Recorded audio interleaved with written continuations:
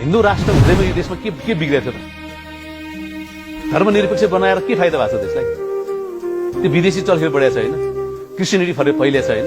हामी आफ्नो परिचयलाई हामी किन मेटाइरहेका छौँ?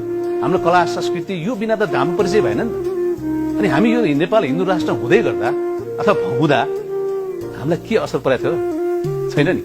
हामी सबै नेपाली नै हो नि, सबै मिलेर यहाँ भएको चिजलाई बचाउने होइन र। ए राजा हुँदैन रहेछ, हिन्दू राष्ट्र पनि हटाउनु रहेछ, धर्मनिरपेक्ष भएर के हुन्छ, धर्म सापेक्ष भएर के हुन्छ। तर होइन, अब जस्तो यो राजा हटाएर यो त धेरै वर्ष भइसक्यो नि होइन, हिन्दू राष्ट्र हटाएर यो देशले चाहिँ काया पलट भएको भए चाहिँ यस हामीलाई चाहेको सबभन्दा ठुलो धर्म भनेको मानवीय धर्म भएको छ। त्यसले गर्दाखेरि यो देश काया पल्टेको, जनताले सुख पाएको, शिक्षादेखि लिएर रोजगारीदेखि लिएर हस्पिटालिटी सबै कुरामा चाहिँ अब्बल भएको होइन। विदेशी लगानीहरू त्यत्तिकै भित्रिएको, विदेशमा गएका नेपालीहरू पनि नेपाल फर्किन उत्सुकता त्यति उत्साहित भएको, यस्तो पाएको भए त आहा, यो धर्म त हामीलाई सबभन्दा ठुलो धर्म त मानवीय धर्म हो नि त। यो हटेर केही भएन, कमसेकम देश त उज्यालो भयो नि त।